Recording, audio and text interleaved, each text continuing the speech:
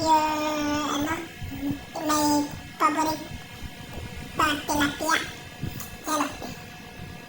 Kasi bumili na ako ng ulam sa labas kasi hindi ako nagbaon. Bumili lang ako ng pagkain sa labas. Dito ako kumain sa office. Ayan.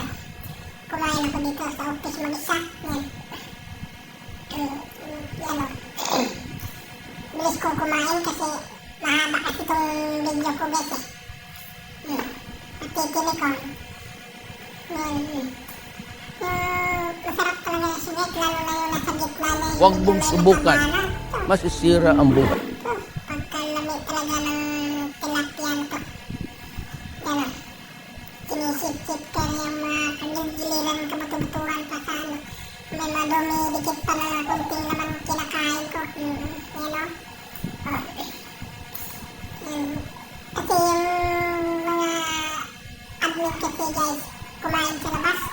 Eh ako dito ako sa loob, kumakain.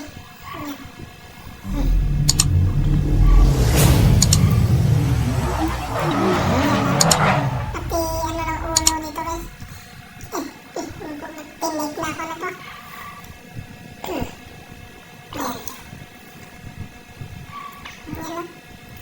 Mahal ang bilihin ng ulam guys.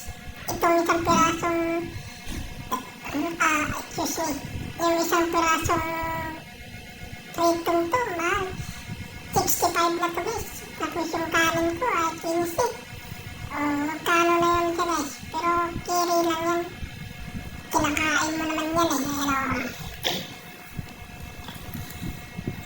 Yan o, anak ko yan ako nakakain ulit ng tilapia. Pwede na! Paborito ko ito lalo na pagpaksiw na gata. Lami na siya guys. Masarap ba? Masarap. Kung sa Bisaya na lami kayo. Ayan na. Tingnan yung bibig ko. Karaming ko kauya pa yung mga tinik. Yung sa gitna ng ano. Yung may tiyan. Medyo masarap yan eh. Kaya matabas siya guys. Matabas yung tilapia to. Ang sarap talaga nitong tilapia to. Paano masabi?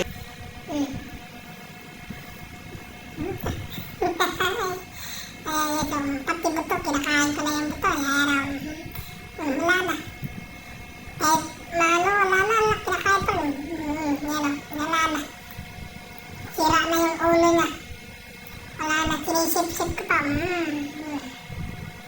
Medyo malutong din yung prito niya. Ang sarap pagka-prito. Pati buto, makakain mo. Pero may mga mahabang tinik ko kinakain. Medyo matigas eh. Yung mga ano lang. Yan o.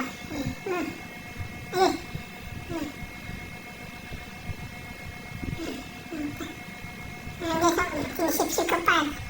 Yan guys. Niligpit ko na.